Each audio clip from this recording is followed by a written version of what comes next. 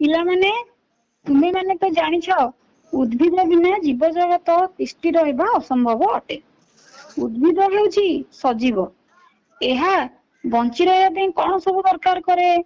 उद्भिद bunchy रहिया पे पानी, पवन, आलोक इत्यादि दरकार करे।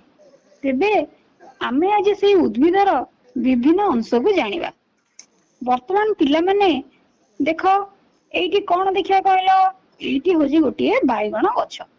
एहाकू देख एइटी हेउजी बाइगण गछर फूल। वर्तमान एइटी को एइटी कौन? एइटी हेउजी गछर फल। एहा हेउची गछर कांड ओ एहा हेउची गछर चेर। अच्छा तुमे माने तो उद्भिदर विभिन्न अंश गुड़िक चिन्हिल। तेबे आमे प्रथमे उद्भिदर फूल विषय रे जानिबा। तुमे माने तो विभिन्न प्रकार ओ विभिन्न रंगर फूल देखिथिबो। फूल पे गछर सौंदर्य बढ़ी थाए। विभिन्न फूल को आमे माने केउ सब कार्य रे व्यवहार करथाउ? फूल को आमे पूजा, उत्सव और सजासजी काम रे लगाई थाउ। केतेक फूलरू फल होई थाए। तुमे माने फूल विषय रे तो जानिला। एबे आस देखिबा एठी कोन? एहा हेउची गछर पत्र। तेबे आमे पत्र संपर्क रे जानिबा। पत्र को गछर रोसई घर कुहा जाय।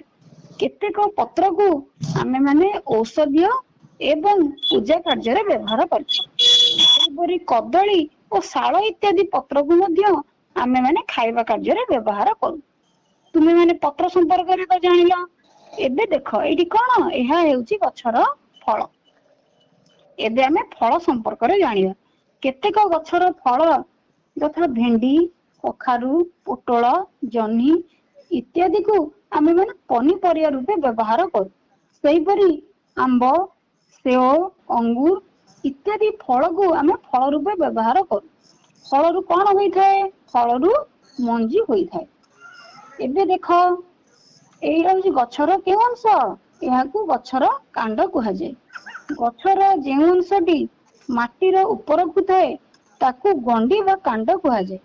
एही अंशटी गछ को माटी उपरे शक्त भावरे धरी रखे। वर्तमान देख एहा हेउची गछर चेर। गछर जेउ अंशटी माटी तळे थाए ताकू मूल कुहा जाय। माटी तळे चेर जल, खनिज लवण, खत आदि संग्रह करी गछ को देई थाए। तुमे माने तो गछर पत्र, फूल, फल, कांड और चेर विषय रे जानिला। विभिन्न अंश को चिन्हिला।